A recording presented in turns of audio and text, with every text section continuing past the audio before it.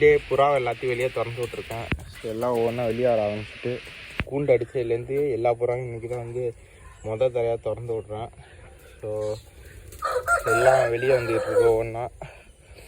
எப்பயுமே உங்கள் புறா வந்து ஃபீட் பண்ணுறதுக்கு முன்னாடி திறந்து விடுங்க. ஃபீட் பண்ணதுக்கப்புறம் திறந்து விட்டிங்கன்னா இப்போ திருப்பி வரத்துக்கு தேடாமல் எங்கேயாச்சும் போயிடுங்க.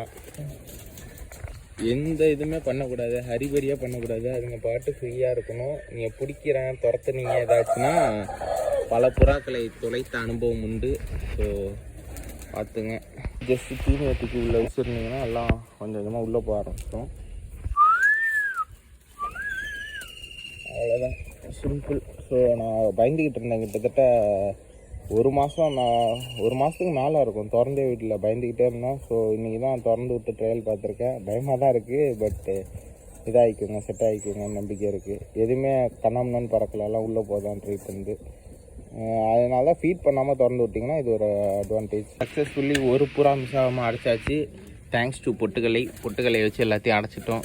நல்லது. ஓமரை மட்டும் திறந்து விடல, they are dangerous fellow. So அங்கே ஊருக்கு போய்டுவானுவோம்.